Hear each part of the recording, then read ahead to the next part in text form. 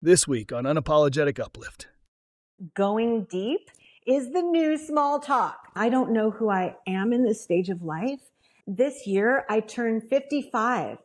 But that's what I love about being unapologetic, is that you really get to reinvent yourself. I've had my hair pink. That was so bold and wild. I've had my hair blonde.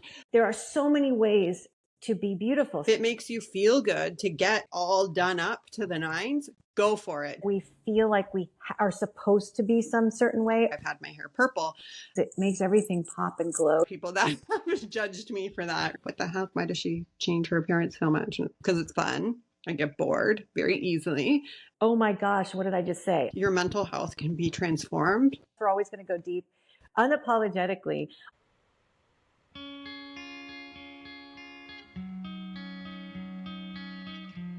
Get ready to rise above the noise and unlock your true potential. Welcome to Unapologetic Uplift, the podcast that's all about keeping it real and helping you live your best life. Buckle up. Get ready to learn, grow, and evolve with us on Unapologetic Uplift. New episodes released weekly.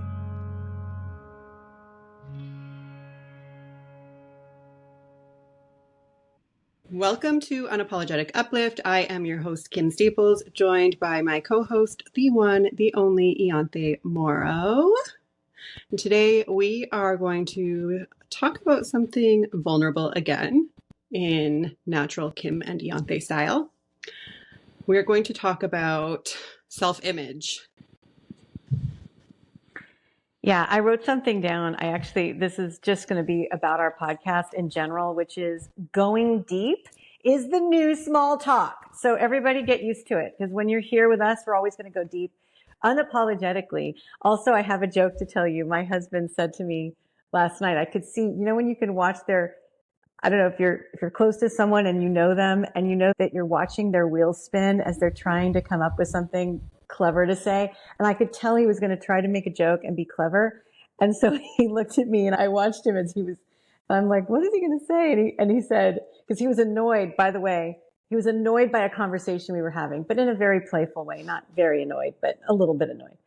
And so I watched him. He's trying to come up with something clever to say. And all he came out with was, could you be unapologetically silent?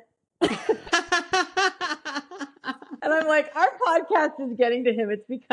It's part now of his vernacular and a joke. But yes, I'm unapologetically all things unapologetic. And so the reason that we're going to talk about this today is that Kim and I talked about how we're each going to take turns. We like to share the space. We're both of us very aware to not take up the whole space ourselves. And though sometimes there are episodes where it's much more me talking, and sometimes there are episodes where it's much more you talking, Kim, right? Because it just naturally goes that way. And when we feel called, we let the other one go and we just go.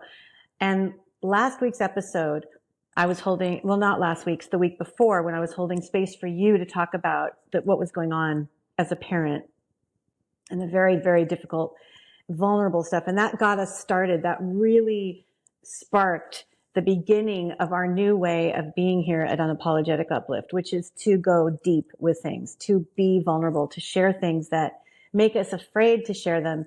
They feel like, ooh, people are going to judge us for that, or I've never shared this before, or I've done so much work on this, but I've never talked to anyone about it before. Or I'm mid-process with something and I'm feeling safe to, even if I'm not feeling safe, I'm going to trust that I'm safe to be able to talk about it here in the presence of you, Kim, you and I, if we have a guest.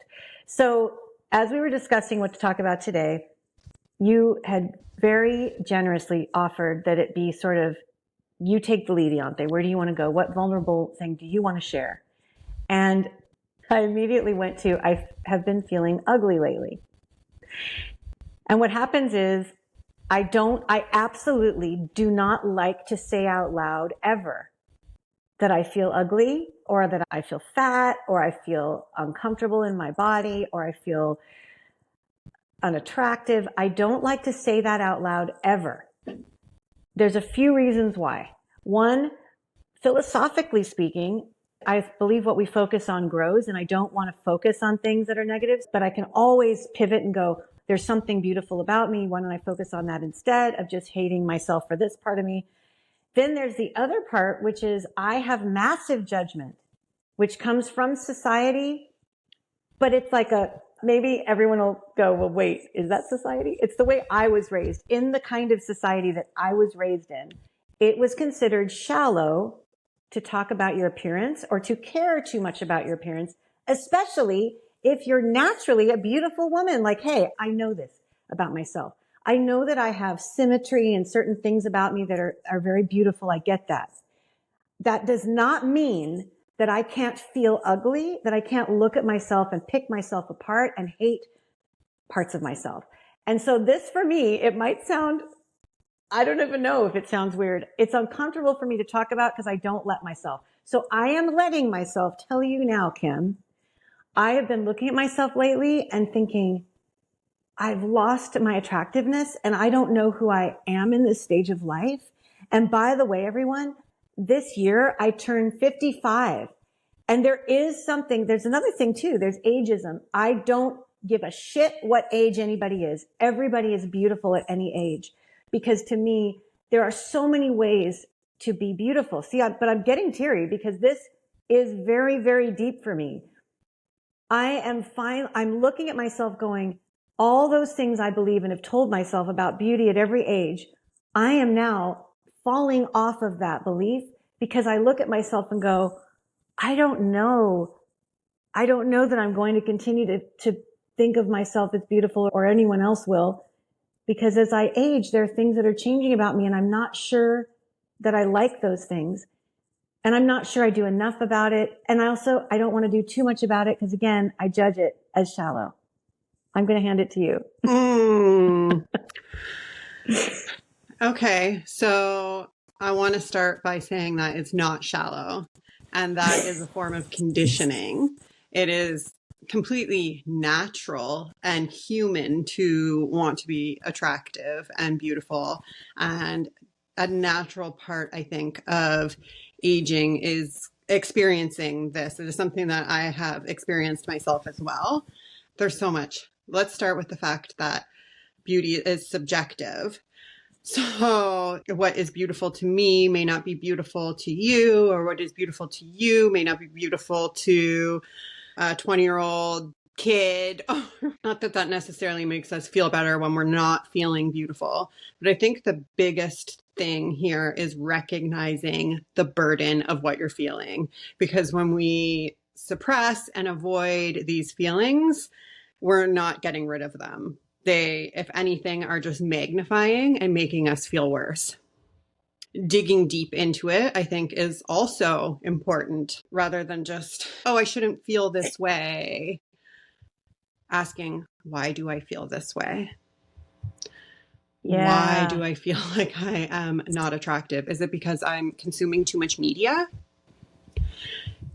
Is it because I'm being hard on myself? Like you've been going through a lot, might be experiencing a bit of low mood, depression even. And it could be more about the way that you're feeling.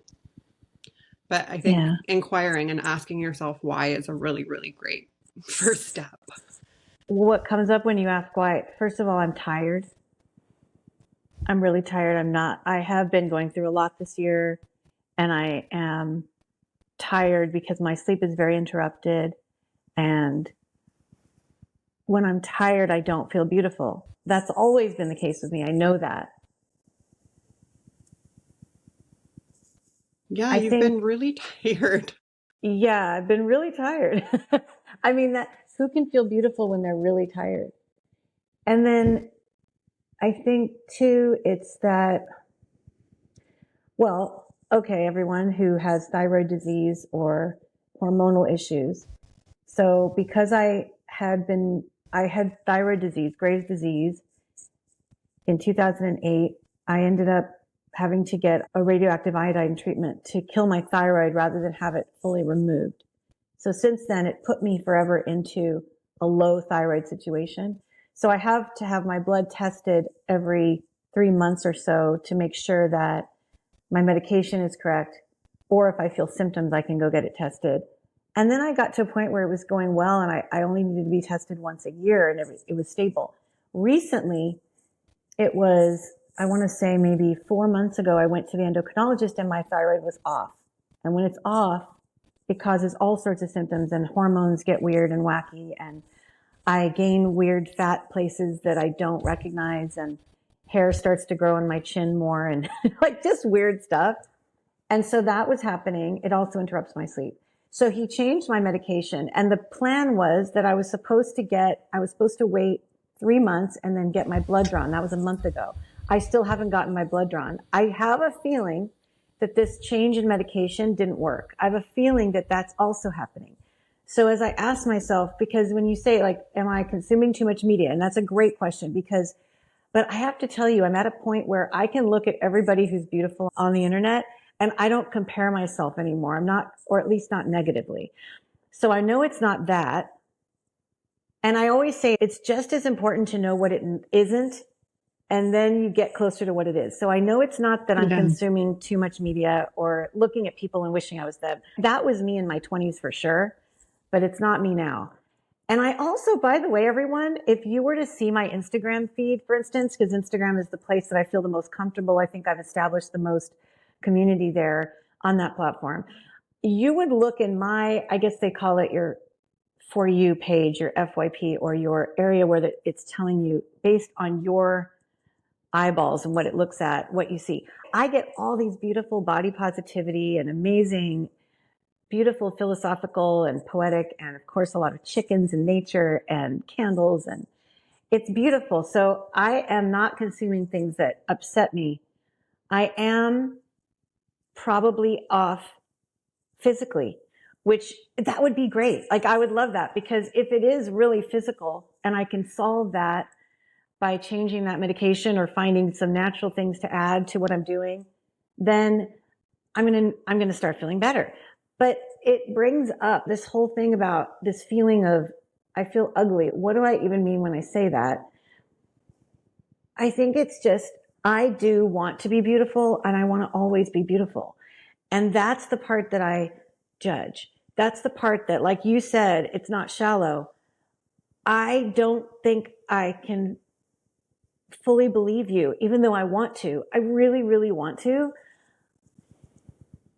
I don't feel comfortable caring so much about having to look a certain way. And yet, clothing, for instance, what I wear, how I do my hair, what makeup I wear or don't wear, because I don't wear very much makeup, if I darken my eyebrows or I don't, all of these things are an expression of my creativity. And they come from a place of really wanting to exude light and be comfortable for people to be around and be nurturing. And those things are an outside and inside job. It's both. It's not one or the other.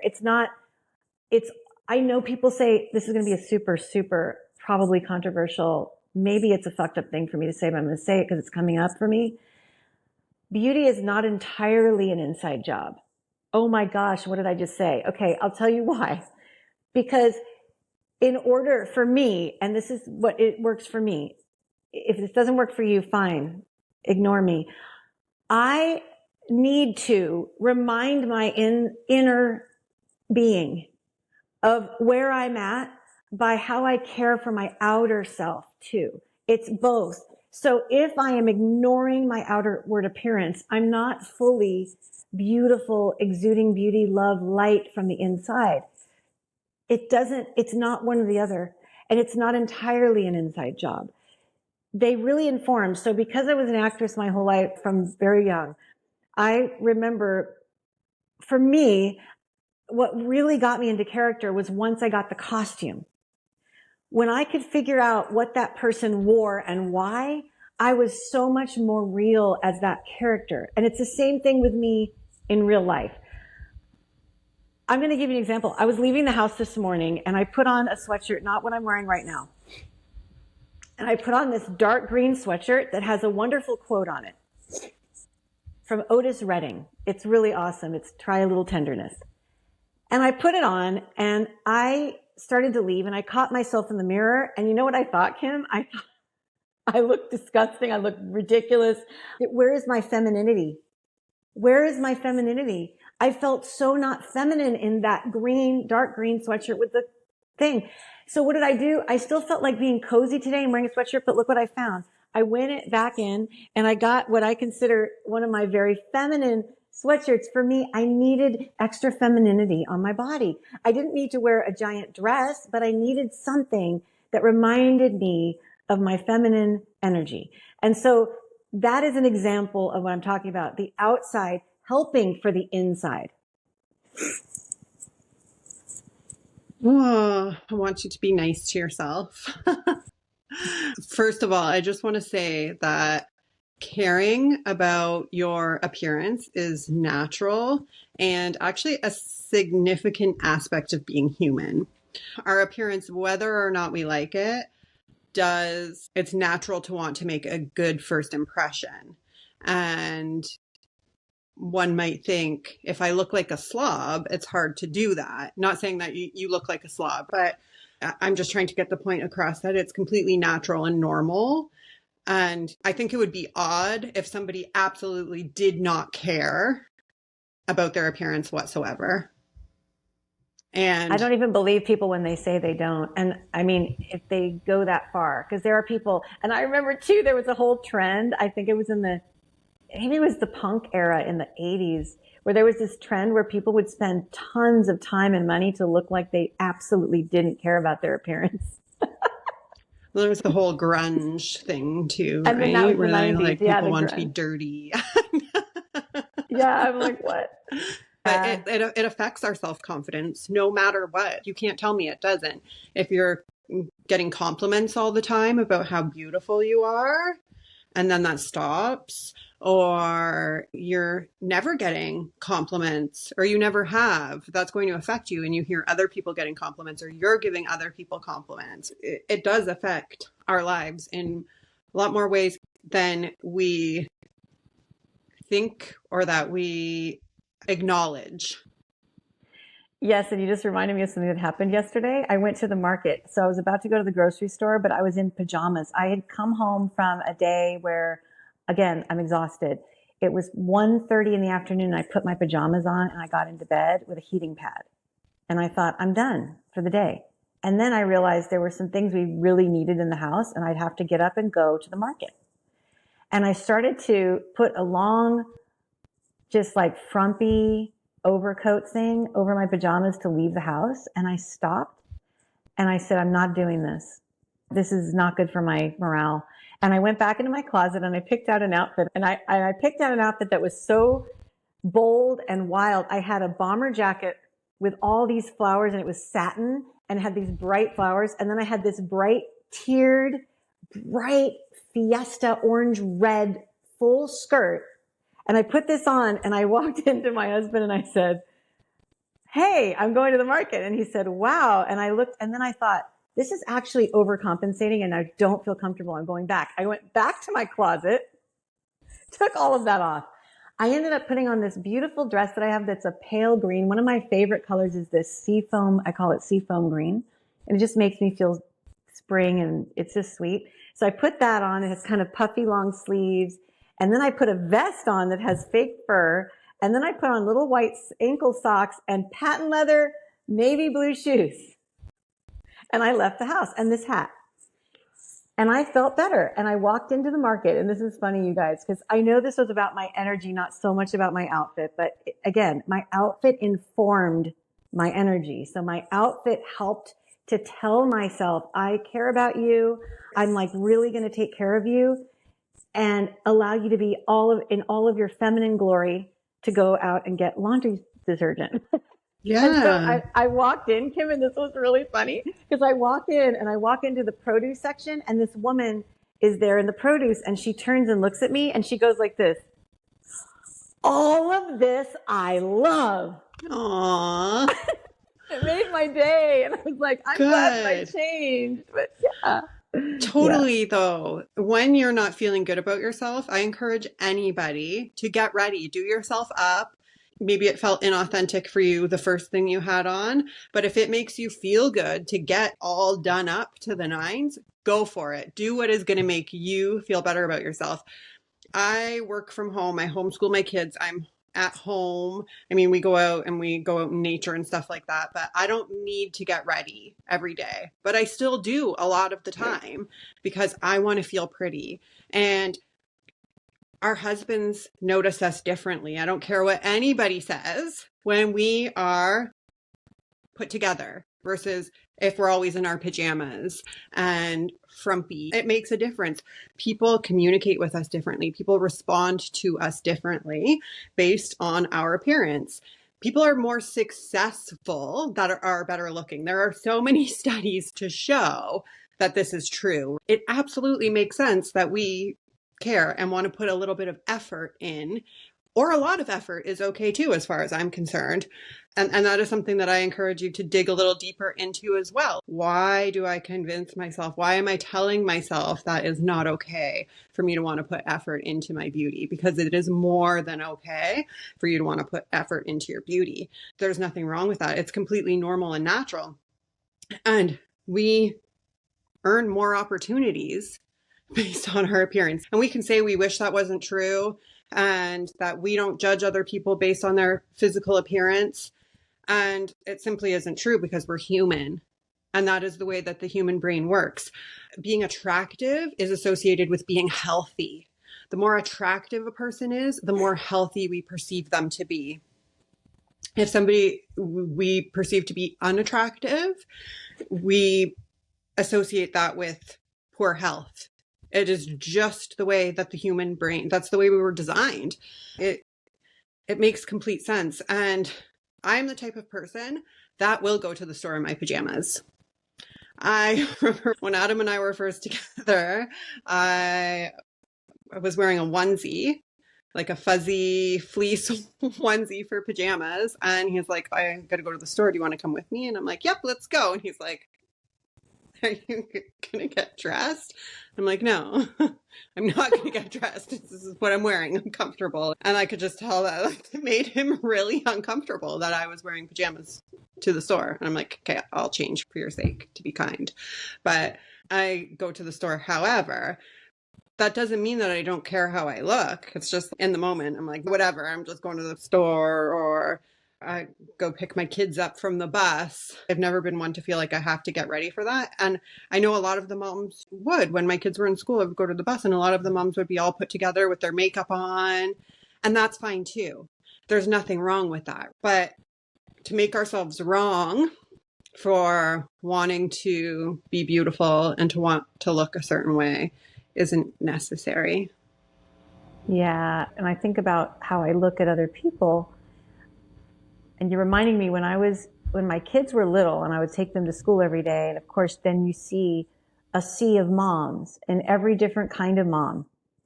And so I remember just loving all the different ways that moms would show up. And many of these moms were working moms. So they would show up in their out wherever they were going to work. So they would be very much done up. And then there were the stay-at-home moms, and some of them would be really dressed up. But I remember there's one mom who, I feel like I want to say it out loud because it's a celebrity person, but maybe I don't want to use their name. But I will say that she was really awesome because her kids went to preschool with my kids. And whenever she came to drop off, didn't matter when it was, drop off or pick up, she wore stiletto heels. And the thing is, the preschool that our kids were in was you had to walk through a forest path to get to it. It was deep in a park. And so you're walking on gravel and rock and she wore stiletto heels. And I remember one day I finally asked her, I said, how do you do this? And she's like, oh, I'm more comfortable in stilettos than I am in anything flat. She was a professional dancer for years. And she danced in those shoes. And she was so happy to talk about it. She actually loved that I asked her, and I asked from a kind place. I didn't ask from, why are you wearing stilettos on a rock? It's also how we approach people. But I seriously did want to know because I've never been comfortable walking in heels, especially on terrain. I just haven't practiced. And she said that. She said, you have to practice and there's a way to do it. And it That's involves true. a certain balancing on the ball of the foot. Like she started giving me this whole tutorial on how to walk in stilettos. And I actually bought a pair of stilettos that year when my kids were really little, just to see if I could practice and what it would feel like to do that. And so why did I bring that up? It's just, we can show up however, there's so many different ways. Like you can show up in your pajamas and feel absolutely feminine, beautiful, whatever it is that you're feeling. I could have gone that day to the store yesterday in those pajamas with the overcoat if I was feeling it. But again, what I needed was a little bit of the outside to stimulate a better feeling on the inside that day. But whatever that is for you. And that's okay too. And I definitely have those times too. Like I said, there are days that I get ready for no other reason than I want to look pretty. And that's okay too. I think it's healthy to have a balance and to not want to wear your pajamas 24/7 and to not want to be done up 24/7. And I get the whole heel thing too. In my 20s, I wore high heels all the time, stilettos. I lived in them. I could run up and downstairs in them, and people would say the same thing to me, like, and I'm like, wow. I just like them. I feel better in them. It was when I had Kaya and got pregnant. I was like, okay, we're going to put the heels away. And then I had a baby and I'm like, yeah, just never really got back into it. Unless I'm going out somewhere and I'm all dressed up, I'll wear them. I still have many pairs. But how fun. It's just Do we wear the same size? Size 8, maybe. Dang it. No, I'm a 9. I was thinking I would have fun trying on all your sheets. And I love a good wedge. Yeah, I do wear wedges a lot still. Okay, so that's way easier for me because there's more stability in there. But the stilettos, that's a whole way of, and now I have, full menopause. Well, I went into menopause at age 39 because when I got the thyroid disease, it threw me into full menopause. I remember going to the doctor and they did my blood work and she said, I'll just test your hormones too because of the thyroid disease. And she comes back in the room and she says, your hormones are that of a 65-year-old woman. And I remember I was 39 and I burst into tears and she basically said, you'll never have another child. You're done. Like you're in full menopause.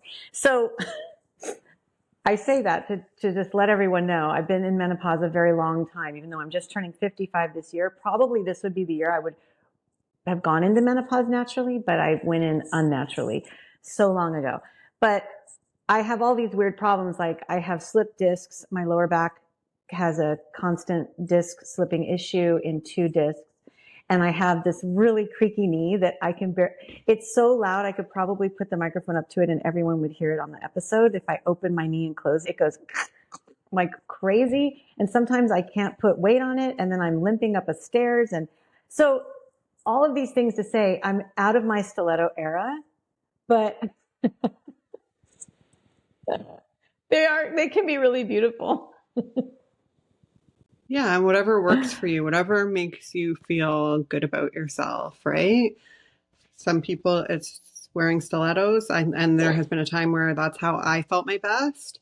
And then there's a time where I'm like, no, I want to wear flats because that's comfortable when I'm going for walks every day with my kids and playing outside, and it just doesn't feel practical. There could be a time again where I get back into them again when my kids are older. Who knows, right? And that brings me to, I want to say, and this is another unapologetic thing, but please, everybody know that you get to change your mind and you get to change course and you get to try different ways of being. And so you're never stuck. And I think the only reason we think we're stuck is that we feel like we are supposed to be some certain way, or we have to do this because people will think that we're weird. If we all of a sudden, or it'll make them uncomfortable because all of a sudden we're responding or being the way that people have always known us to be. But that's what I love about being unapologetic, is that you really get to reinvent yourself as many times as you want, as many times as you need. And hopefully each time, especially please, if you're doing it truly for yourself, not because there's a trend and you want to try, of course, try the trend, but know, why are we doing things? I think that's so important, not to get stuck. Yeah. The key thing you said, doing it for yourself. Yeah. Regardless of how people will judge you, potentially. Mm-hmm. Yes, they will. They're going to judge you if you are looking like shit every day. They're going to judge you if you look too good every day. why does she always have to be so put together? Oh, why does she never get ready? You're damned if you do, you're damned if you don't. People are always going to judge you. So do what makes you happy. Yeah, it's so true. And surround yourself with people, really your closest circle. Make sure that they are like Kim and I, where they're going to say, I love you, whatever you want to try out, try it on. I love you, I'm here for it. Rather than, ew, why are you doing that? That's the kind of person that's immediately, that's an immediate no for me. Big red Now, flag. although I will have people that say, they'll check in with me and worry about me if they think I'm changing too much or doing something. And that's a little different if it really comes from compassion, and also sometimes it's about them. I'm highly creative. I change my mind all the time, and I change things all the time. And I course correct multiple times a day and get like ideas of things that I want to try, and I don't stop myself. And that is not comfortable for everybody. So some people around me will just say, she's nuts, and she doesn't stick to one thing. What's wrong with her? And even my own kids will be uncomfortable sometimes with how creative I am because I keep changing course. For sure. I think just myself over the past 4 years of my hair alone, I've had my hair down to my waist. I've had my hair above the shoulders. I've had my hair pink. I've had my hair purple. I've had my hair blonde. And I'm sure there are people that have judged me for that. What the heck? Why does she change her appearance so much? Because it's fun. I get bored very easily, and I just want to try different things. And I always end up coming back to blonde. I've had my hair black. I've had it brown. It always comes back to blonde because it feels the best for me, and it's what I like. And then there's a saying once you're blonde, you always go back to blonde. But yeah, I don't know. I just like to switch things up and try new things. But a lot of people, most people, are very uncomfortable with change. So when they see you constantly evolving and changing, who does she think she is? How dare she have the guts to do that is what they're really feeling. Yeah. And actually, you just brought up one of the reasons I've been feeling ugly when I feel ugly. I've chosen now to go gray, to let my gray grow in naturally. And I think it's very beautiful. When I look at the gray against my skin and my eyes, I think, wow, it's beautiful what nature does. It puts us into this kind of glowing phase because it makes everything pop and glow. It's very bright. The white gray hair, the lack of pigment is actually very interesting. And I know it's going to be beautiful when it all comes in, but right now it's funky because it's in my sideburns and I look like this weird newscaster. And then there's a strip at the top, and I'm going to take my hat off and show you all right now. If you're watching, if you're listening, I apologize. Go to our YouTube. You can watch this.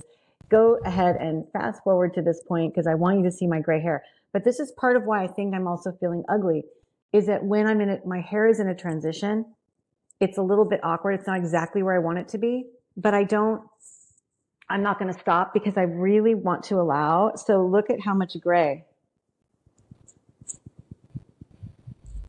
It's beautiful. A lot. But it's weird too. You say that, but it's also now I've got 50 colors going on, and I'm impatient for more gray to come in so that I can really own it. But I also am not willing to cut my hair short to get there faster because I feel very attached to long hair. What about highlighting it or coloring it until you get more?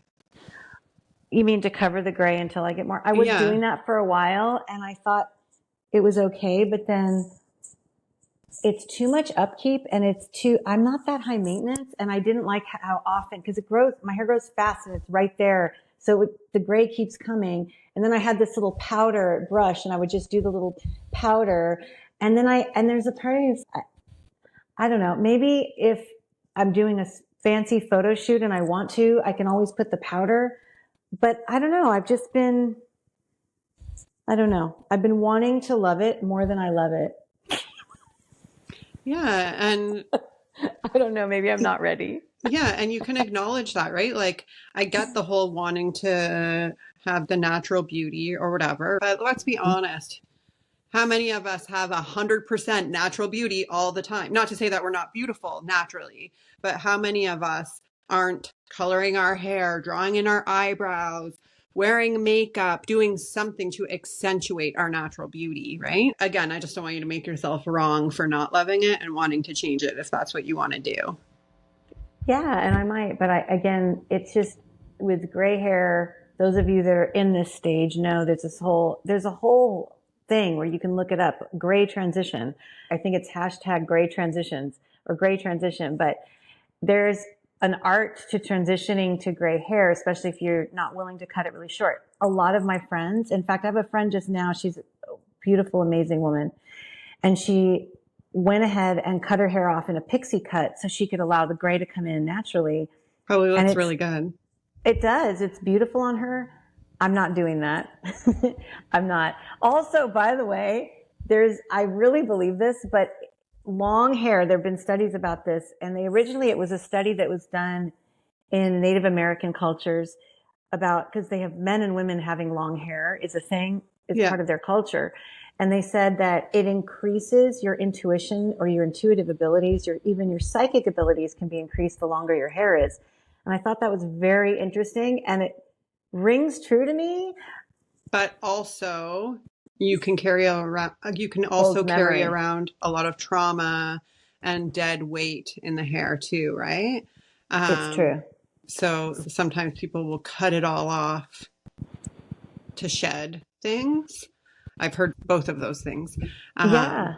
It's true. I've always loved having long hair too. Like I said, my hair was to my waist before, or at least like way down my back, and I always loved having it too. And then one day I was just like, let's chop it all off. And now I'm back towards, I want to grow it again. So I got mine's to my waist, the whole long hair thing. Most of my life, I wanted really long hair. I always had really long hair. That's where I felt my best. And that's okay. Whatever works for you, whatever feels good for you. Yeah. And I don't know if this is surprising, but I did have a pixie cut when I was pregnant with my daughter. I cut my hair completely out. I wanted to be like Isabella Rossellini, and she's always had this beautiful short dark hair. And when I was pregnant with my daughter, my hair completely changed and it got dark, really dark. My hormones were just changing my hair.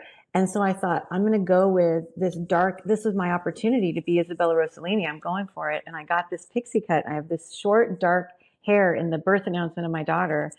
And I look at it and I'm like, wow. But it didn't last long. I couldn't keep short hair. Short hair is actually really high maintenance. At least it was for me. Yeah. So when I was in high school in 9th grade, I was like, I'm going to chop off all my hair. It was the one time that I did the pixie cut too. And I hated it so much. I felt so ugly. I would cry and cry like for months on end. I would look at pictures of myself with long hair, and I hated it that much. I hated it so much. And I was like, I would never ever cut my hair that short again. Shoulder length or just above the shoulders. I like, and I feel pretty with my hair like that.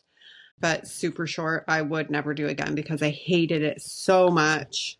It was not what I thought it would be. And it is super high maintenance.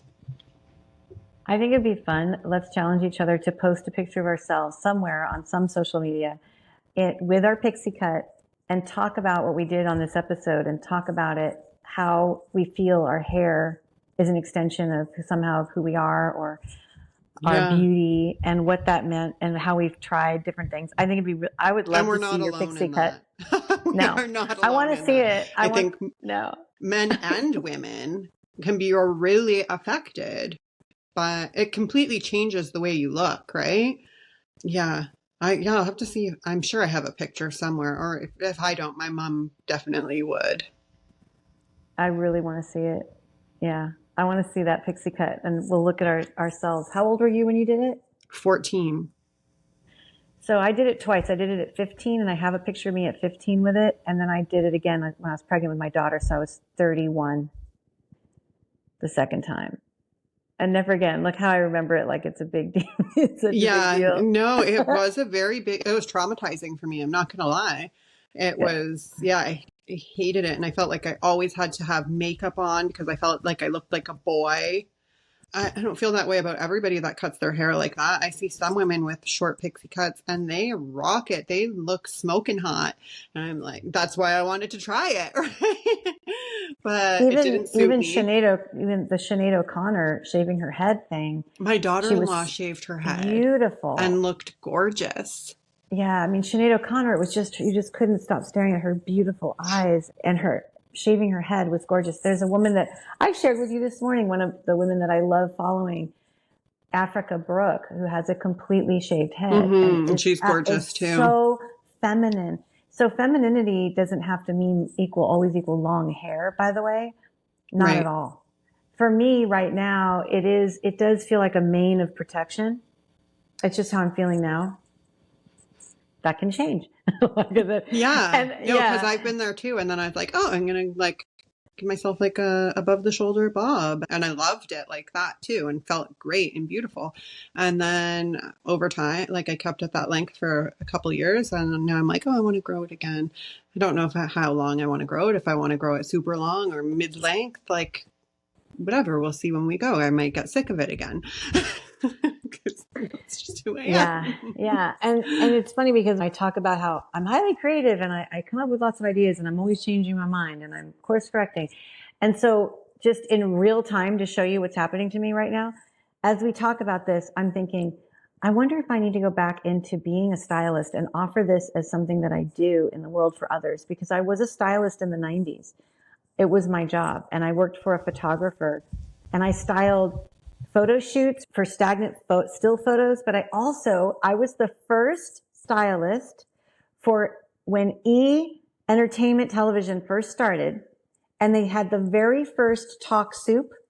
I was the stylist for the Talk Soup host. Cool. So that meant that I would go and I'd figure out what wardrobe I wanted him to wear, and I would go and pull wardrobe and give him a few choices and do all that. And there's a part of me as I'm talking about this, I'm like, that side of me is still there. And I actually posted a thread yesterday where just out of the blue, just saying, because I've been thinking about this stuff, especially since our whole leggings episode. It really sparked this again in me. Yeah. I said, maybe what I need to be, I'm missing my calling right now of being a stylist for women over 50 who want a bit of whimsy in their outfits without looking like they raided their kids' dress-up box. Yeah. I love it. Or even just a stylist for women over 50. Yeah, which I would love to do that. I would love to do that. But see, that's a whole other thing. I'd have to feel beautiful. A stylist for women over 50 that want to feel beautiful. Yeah. And their outfits and wardrobe is an extension of who their real selves, who they really see themselves as, and not just, I'm not thinking about it. And everything purpose and an authentic stylist, authenticity stylist for women over 50. Listen, weigh in and give us comments. I know we're very new here still and we don't have a ton of subscribers yet, but if you think that I should do that and you think that's something that needs to happen in the world, let me know and give me some encouragement, because I could do it like that. It's right there for me. It's something that I could do as easy as, I don't even know. Yeah, and walking. Our styles change, right? Over time. Yeah. So, and I feel like women I don't know, I'm not there yet. I'm 41, but I know even for myself, over the decades, my style has changed, and there's things that I wore 10 years ago that I look at now and I'm like, no, I don't think I would wear that. Not because I think that I'm too old. It's not my style anymore. I do think that a lot of women don't know how to dress once they get to a certain age, because they do tell themselves, oh, I'm too old to wear this, or I'm too mature to wear this, so on and so forth, right? And it can be like, well, what do I wear now? Yeah. I would love to solve that for women. I would love that. Just feels like something, it feels too good to be true. I would have so much fun doing that. Right? Who wouldn't love to make people feel beautiful? That's what I tell people that do my hair, or when I get my makeup done. I'm like, you must love your job to just make people feel so beautiful. And then they always say, yeah, it's such a great feeling to see the transformation when somebody comes in, how they're feeling to how they feel when they're leaving. And it's an honor, really, to be able to do that for somebody. And on another level of this, I'll say that I just was reading about how the vibration of fabrics is a real thing, and we're all vibration. we're all made up of vibration and energy, and that cotton and linen vibrate, and wool, cotton, linen, and wool have a really high vibration. I want to say it's 500 hertz. I can't remember. And so when you wear polyester, it actually dampens your vibration. When you wear synthetic fabrics, yeah, I've heard a lot about the quality of clothing that you wear. Don't get high quality because you think that you have to, or you have to wear designer because of this reason or that reason, but it actually does make a difference in your energy and how you feel. So something to consider. Not to say that you have to go buy like Louis Vuitton, but maybe consider, if you're somebody that wears fast fashion, maybe consider going a little better quality to see if that makes a difference in how you feel. And you can buy secondhand thrift, right? Exactly, which I'm really, that's the other thing I love doing is I do a lot of Poshmark and just shopping my own closet, and doing clothing swaps are great. You can do that for free. So you get together with some friends and you say, we're doing a clothing swap. I have a friend that does this once a year. I love that idea. They save up all their clothes for the year knowing about the clothing swap. They show up at her house with all these clothes, and she has racks, and everybody puts their clothes in racks, and you have exchange zero money. You go in with 10 pieces of wardrobe, and you come home with 10 new pieces. Oh, that's so cool. Yeah, I would love to do that. Yeah, it's so much better for the environment too. Yeah, so much better. Yeah, fast fashion is not okay. For those of you that don't know what we mean when we say fast fashion, it's become a way of describing clothing that's made really fast and cheap. A lot of the times they're using very severe chemicals that are harming whole communities. Where they do this in India, in Mexico, there have been communities destroyed by acid washing jeans and letting the acid flow through the streets and things like that, in order to quickly sell things, make things really fast that are on trend, to quickly sell them at very low prices. And so they're low quality, not paying good wages, low quality, not good fabrics, not good manufacturing practices. So the whole thing is just horrible for people and the environment. And that's called fast fashion. And the pollution biggest of the clothes that are getting thrown in the garbage too, because they're low quality and the threads start to rip another easily, one too. or And they then you wear. get really like, I don't care. I'll just buy another one for $3 on the already half off the markdown price at one of the big stores. Exactly. For instance, an example of this is I'm wearing this sweatshirt that I told you I put on because it feels, I wanted a sweatshirt but to be cozy, but I wanted something more feminine. And this sweatshirt does it for me. This is a brand called Wild Fox. Wild Fox, made in California. They have now sold, and they're no longer the same quality, but this is one of the old pieces. I buy these from a woman on Instagram who sells them. She has all these old, she calls them vintage, but vintage could mean 5 years old, 10 years old, when they were still making them well in California with mostly cotton. And she puts them on sale on lives on Instagram.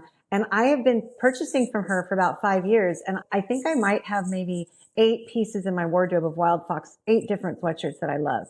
I didn't buy a single one of them new. I didn't buy a single one of them full price. And they're absolutely, they always make me happy. They make me smile. They feel good. And I get compliments on them too. And I didn't have to, because also the reason I say this, Wild Fox, this retail would be $178. So I could make that choice. That would be where I put my money. But instead, I'm able to get this $178 for $40 from my friend on Instagram who does them live on lives. Yeah. There's so many ways to get there, but the idea is, just to recap, when you're feeling like me, ugly, not feeling good about yourself physically,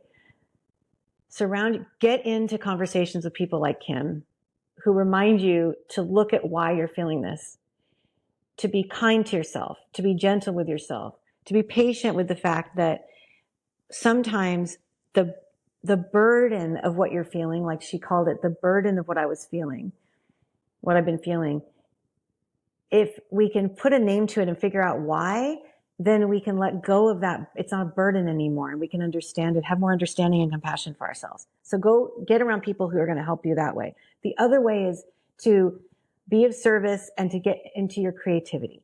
So whatever that is, where can you do something for someone else? Maybe we're focused. I feel like it means, for me, one of the red flags when I don't feel beautiful is that I'm not in service enough. I'm tired. I probably have something physical going on.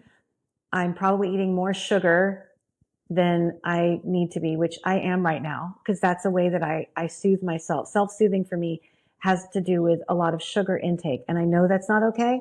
And I forgive myself because right now I'm dealing with a lot, and that's what's helping me. I need a little sweetness, and sometimes that's where I get it. It's chocolate or caramel. Then I know it affects me chemically. Then the other thing is, what are you wearing? Pay attention to your outside, and what can you do? What little things can you do? For me today, it's wearing a hat that makes me feel really comfortable, and wearing a sweatshirt that makes me feel feminine and comfortable and hugged. So whatever those are, and if you have more ideas for us on ways that when you're feeling ugly, you can help yourself. Also moving physically, being outside, taking a walk. If you can't do any of that, just maybe listening to a podcast that you love, and maybe it's ours. Hydration, first and foremost. Yes. Are you Drinking hydrated? Like your mental health can be transformed from simply hydrating your body. I can't emphasize this enough. If you don't feel well, the very first thing you should look at 100% of the time is how much water you're consuming. I love that. I'm going to go get a drink of water now as we end our episode. You're reminding me that I'm thirsty now that you said that. I love you, Kim. Thank you so much for letting me tell everyone about my feeling ugly. And I love you too. And I want to tell you how beautiful you are from head to toe. You're absolutely stunning and gorgeous from the inside out. Thank you. I was going to say particularly one or the other, but you're stunning both ways. So Thank you. One is not more than the other. You're drop dead gorgeous. You're an incredibly beautiful human being. Remind yourself of that. That's the only other thing that I want to say is when you are feeling ugly, when you're being hard on yourself, start to make a freaking list of the things that are wonderful and beautiful about yourself and focus on those things rather than the things that we don't like about ourselves. And if you enjoyed this episode, give us a 5-star review, share us with a friend, share us with all of your friends, please. Follow our Instagram too, because we're building that and it's very tiny right now. So you'll be part of a very exclusive group over there. Yes, please. We love you and we will see you next Wednesday. Same time, same place. Bye. Thanks for joining us on Unapologetic Uplift. If you enjoyed today's episode, please share the love and tell a friend about us and give us a review. Please don't miss a thing. Subscribe to this podcast and explore our sponsors, Objects with Purpose, Eco Luxury Candles, and Divine Activation membership. Objects with Purpose is more than an eco luxury candle brand. They are time travel devices in the form of a candle. Light the 3 wicks representing past, present, and future with the validation that you are exactly where you need to be. And if you're ready to raise your level of consciousness and step into your unapologetic, unfiltered, and unbothered era, join the Divine Activation membership at cuttingties.coach/queen. With 3 tiers to choose from, you'll find the perfect fit to support your transformation. Thank you for your listening and love. We'll see you next Wednesday on Unapologetic Uplift.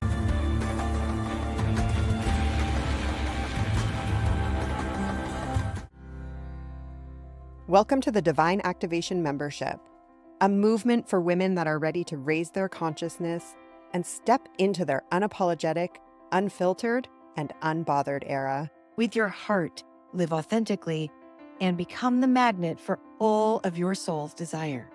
Grow, connect with your heart and body, release unhealthy and unhelpful thought patterns, heal old wounds, create new neural pathways, and reprogram your subconscious with high-value beliefs so you can manifest the life you're meant for. Ready to take a break from what's holding you back? Visit cuttingties.coach and join the Divine Activation membership today.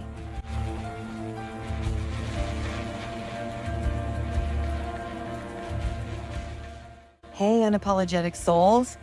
I'm Ianthe Mauro, founder of Objects with Purpose, candles that touch the soul and the body. I've released a limited edition 3-wick candle collection in 3 fragrances inspired by a time in history. The Time Travel Collection, because scent evokes memory and lighting a candle can truly transport you to your highest self. Anytime. Ianthe's candles are truly special. Clean, safe, even for the body as a solid perfume or massage oil, and smell amazing. But what truly fills her heart is empowering others to be seen in their best light. In 2020, when the 200 stores that sold my candles across the country closed their doors, I knew it was time to give back. I started guiding others to launch their own candle companies and design candles and fragrances for other brands as a way to share light in a dark time. So why settle for just any conventional candle? Light the 3 wicks in each Objects with Purpose candle. You're supporting handmade in California, small batch, artisanal, eco-luxury, and treating yourself to a memory-evoking evolution. Visit ianthemauro.com to discover your next favorite candle. Let the olfactory experience inspire cherished memories.